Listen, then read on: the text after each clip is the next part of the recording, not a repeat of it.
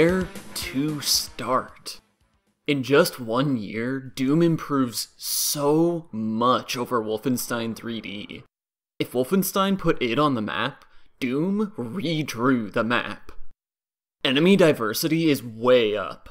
Wolfenstein only really had 3 enemy types, and so few enemy attacks. Doom doubles the variety, with attack windups, invisible variants, and slow-moving projectiles that force you to stay mobile. Oh yeah, remember when I said this? You can't dodge while aiming because strafe is on a toggle rather than dedicated buttons. It turns out you can dodge without dedicated strafe buttons. The projectiles just have to be really slow. Doom expertly builds up your comfort with dodging projectiles, until you're easily mixing strafes with aiming in the middle of fights. It turns strafing into a technical skill, one I found surprisingly satisfying to learn. These extra enemy types and the new focus on dodging means encounters feel a lot less samey. Fighting off a bunch of gun guys and a couple of imps plays totally different from fighting off a specter and a bunch of lost souls. Enemies also deal less damage in Doom. This gives id a lot more flexibility in designing encounters. Getting flanked, outnumbered, or falling into a trap won't instantly kill you, so Doom can throw out absolutely overwhelming fights and you'll still have the chance to fight back. And the weapons you fight back with are so much better. Instead of just progressively faster fire rates, we have meaningfully different weapons now. From shotguns to our first projectile weapons, and the infamous BFG. Technical improvements have allowed for much more ambitious levels as well. Doom's levels are more open, less geometric, and full of unique layouts with windows, stage hazards, and trick walls. Larger levels mean that secrets feel less packed in, and more unique room and hall layouts make these larger spaces easier to navigate. There's verticality now, with stairs, elevators, and ledges to spice up levels. Enemies on high ground prompt you to figure out how you can actually get there, and you always can. Despite all that, levels don't feel maze-like. They're large facilities, but they're laid out in intuitive ways.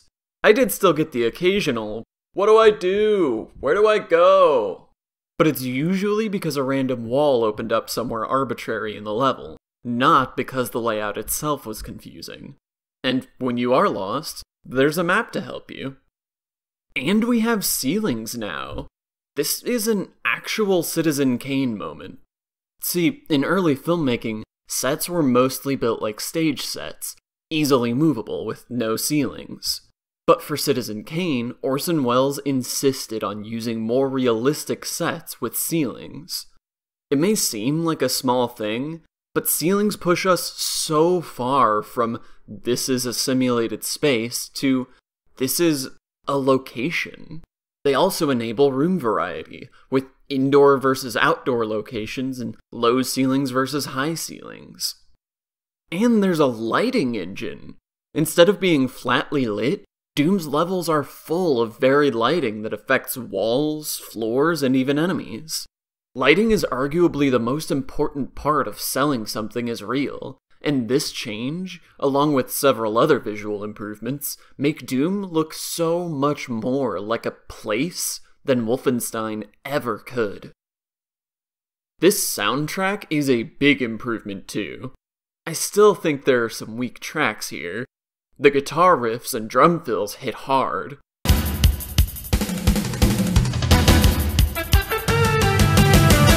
But sometimes the synths come in like...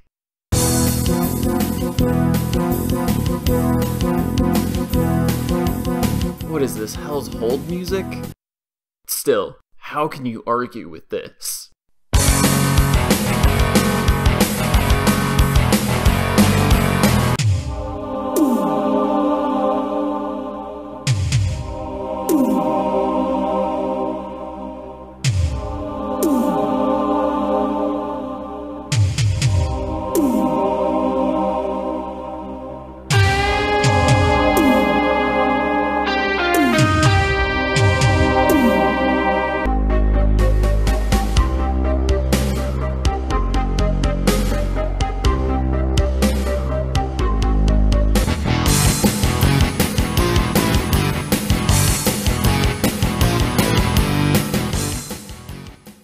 Doom also introduces a bit more story.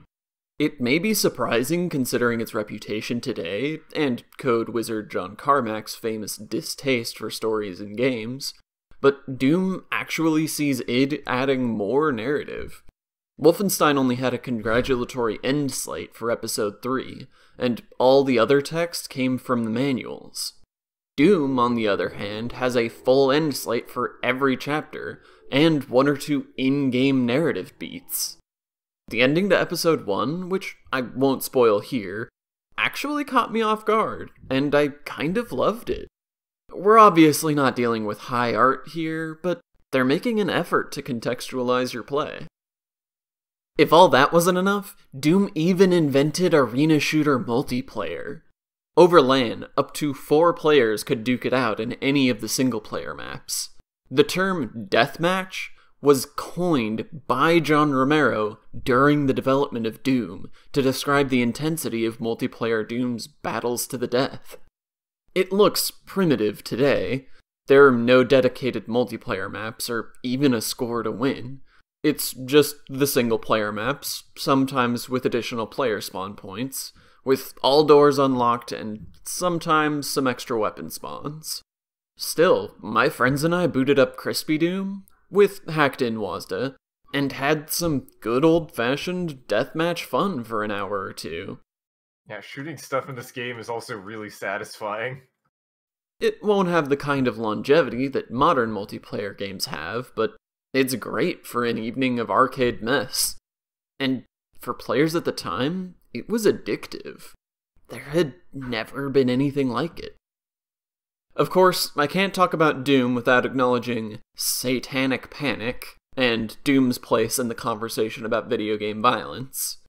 It was an edgy bunch, and the success of Wolfenstein egged them into making something that is downright evil by comparison. Satanic symbols, disturbing imagery, gore galore, Doom has it all.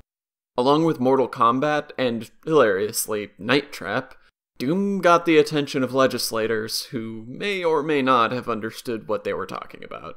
Gamers, however, could not get enough. This game was so popular that players were crashing their networks trying to download or play it. Today, Doom comes with the option for modern controls.